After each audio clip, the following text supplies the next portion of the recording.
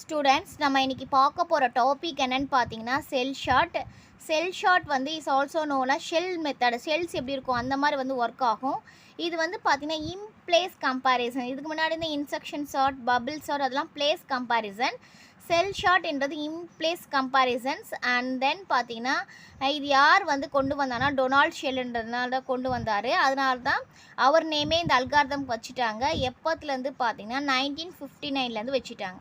இப்போ ஒரு ஸ்டெப்ஸ் வந்து நம்ம வந்து பார்க்கலாம். இது கொஞ்சம் இன்ட்ரெஸ்ட்டாக இருக்கும். இந்த ஷார்ட் நல்லா கவனிங்க. ஃபஸ்ட்டு ஸ்டெப்ஸை பாருங்கள். சூஸ் ஏ கேப் சீக்வன்ஸ். ஃபஸ்ட்டு நம்ம என்ன பண்ணணும்னா நம்மளோட கேப் சீக்வன்ஸை சூஸ் பண்ணணும். அது வந்து எப்படி போகும்னு பார்த்தீங்கன்னா n/2 n/4 and then 1 வரைக்கும் போகிறோம்.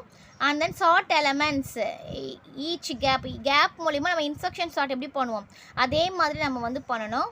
Reduce the gap and repeat until the gap begins 1. Gap 1 வர வரைக்கும் நம்ம வந்து இது வந்து பண்ணிக்கிட்டே இருக்கணும். இதான் ஒரு ஸ்டெப்ஸு. இது கேப் சீக்வன்ஸ் பார்த்திங்கன்னா அரே சைஸ் n, அதுதான் n தான். ஃபஸ்ட்டு கேப் வந்து அரோட சைஸ் என்னதுன்னா அது எடுத்துக்கணும். n/2 ஃப்ளோர் வேல்யூ தான் நம்ம எடுத்துக்கணும். செகண்ட் கேப் வந்து பார்த்திங்கன்னா n/4. And then third gap பார்த்திங்கன்னா n/8. ஓகேவா, இது வரைக்கும் வரணும். கேப் வந்து 0 வந்துச்சுன்னா அந்த ப்ராசஸ் வந்து நம்ம வந்து ஸ்டாப் பண்ணிடணும். இப்போ நான் எக்ஸாம்பிளோடு சொல்லும் போது இதோடைய கான்செப்ட் எப்படி ஒர்க் ஆகுதுன்னு உங்களுக்கு வந்து கிளியராக புரியும். இப்போ வந்து எக்ஸாம்பிள் பாருங்கள். இதுதான் நம்ம எடுத்துக்கிற எலமெண்ட்ஸ். ஓகேவா, இப்போ நம்பர் ஆஃப் எலமெண்ட்ஸ் இதில் எத்தனை இருக்குது? 9 இருக்குது. அதான் n. ஓகேவா, 9. ஃபஸ்ட்டு கேப் என்ன சொன்னோம்? n/2 இல்லையா? நம்ம இங்கே பார்த்தோம் இல்லையா? ஃபஸ்ட்டு கேப்ன்றது n/2. அப்போது n/2 நம்ம எடுத்தோம்னா 9/2 4.5 ஃப்ளோர் வேல்யூ தான் எடுத்துக்கணும். அதனால் நம்ம 4 மட்டும் எடுத்துக்கிறோம். இப்போ இது பார்க்கலாம். இப்போ நம்ம இந்த எலமெண்ட்ஸ் வந்து அப்படியே எழுதிக்கலாம். பாஸ் 1. இப்போ இது ஃபஸ்ட் எலமெண்ட் இல்லையா? நம்ம கேப் எத்தனை இருக்குது? 4. ஃபஸ்ட்டு இது 4 இல்லையா? அப்போ நம்ம என்ன பண்ணணும்? 1 2 3 4. இப்போ இது கம்பேர் பண்ணணும். இப்போ 8ம் 14ம் கம்பேர் பண்ணும் போது 8 வந்து சின்னது இல்லையா? அப்போ வந்து நமக்கு என்ன ஆகும்னா ஸ்வாப்பிங் ஆகும். ஓகேவா, நெக்ஸ்ட் எலமெண்ட் நம்ம இது எடுத்துக்கணும். இது எடுத்துட்டோம்னா நம்ம கேப் எத்தனை? இதையும் நம்ம வச்சுக்கலாம். கம்பாரிசன் வரும்போது 18 லார்ஜஸ்ட் எலமெண்ட்னால நம்ம அங்கேயே இருக்குது. இப்போ இதோடைய ஃபோர்த் எலமெண்ட் 1 2 3 4 10 பார்க்கும்போது நமக்கு என்ன ஆகுது? 15ஓட சின்னது இல்லையா? அப்போ நமக்கு ஸ்வாப்பிங் ஆகுது. மறுபடியும் நெக்ஸ்ட் எலமெண்ட்டு அதோடைய ஃபோர்த் எலமெண்ட் பார்த்தீங்கன்னா 32 மறுபடியும் ஸ்வாப் ஆகுது. நெக்ஸ்ட் எலமெண்ட் வந்து 2. அதோடைய ஃபோர்த் எலமெண்ட் வந்து பார்த்திங்கன்னா 16. இது வந்து பெருசு, அதனால் நோ ஸ்வாப்பிங்.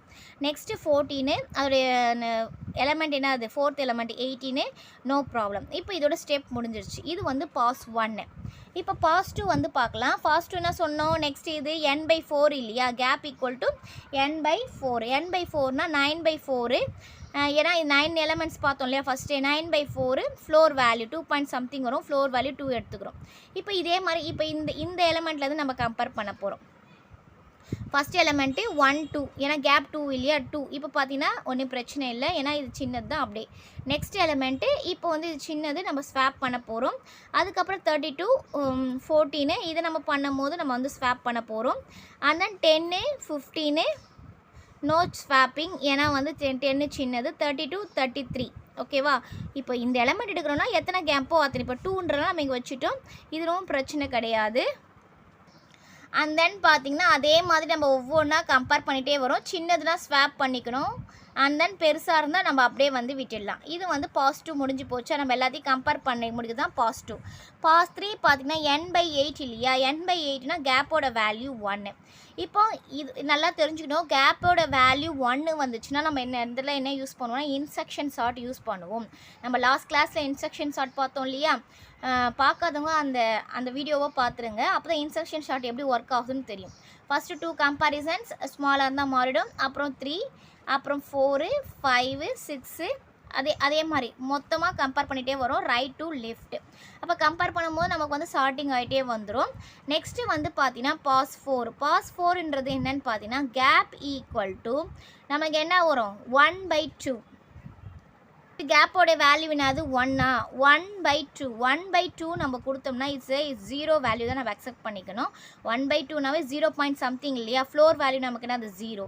அப்போது நம்ம என்ன ஏற்கனவே கண்டிஷன் பார்த்தோம்? கேப் 0 வந்தது அந்த ப்ராசஸை நம்ம ஸ்டாப் பண்ணிடணும். இப்போ வந்து இது வந்து நமக்கு வந்து சார்ட்டிங் ஆகிடுச்சு. இப்போது இந்த செல் ஷார்ட்டோடைய டைம் காம்ப்ளெக்சிட்டி பார்த்தீங்கன்னா n log n ஓகேவா. பெஸ்ட் கேஸில் ஆவரேஜ் கேஸில் பார்த்தீங்கன்னா n power 1.25 to n power 1.5 வரைக்கும் இருக்குது. வேர்ஸ்ட் கேஸில் வந்து 0n². ஸ்பேஸ் காம்ப்ளெக்சிட்டி பார்த்தீங்கன்னா 0/1. இப்போ இந்த செல் ஷார்ட் எப்படி ஒர்க் ஆகுன்றது உங்களுக்கு கிளியராக புரியும். ஃபஸ்ட்டு நம்ம என்ன எடுத்துக்கணும், n/2, next n/4, n/8 and then பார்த்தீங்கன்னா கேப் லாஸ்ட் கேப் 1 வந்துச்சுன்னா 1/2, 0 வரைக்கும் நம்ம அதான் சம்திங்ஸ் n/16 அப்படின்னு வச்சுக்கலாம். n/16 என்னென்ன வரும், 9/16. 9/16ன்றது என்ன வரும், 0 பாயிண்ட் சம்திங் வரும் இல்லையா. அப்படி நம்ம உங்களுக்கு புரியலன்னா அப்படி நம்ம வச்சுக்கலாம். அப்படியே வந்து டபுளாக போயிட்டே இருக்கும். ஒன்ஸ் வந்து கேப் வந்து 0 வந்துச்சுன்னா நம்ம ப்ராசஸ் வந்து ஸ்டாப் பண்ணிடணும். இப்போ இந்த டாபிக் உங்களுக்கு கிளியராக புரிஞ்சிருக்கும்னு நினைக்கிறேன். Thank you students.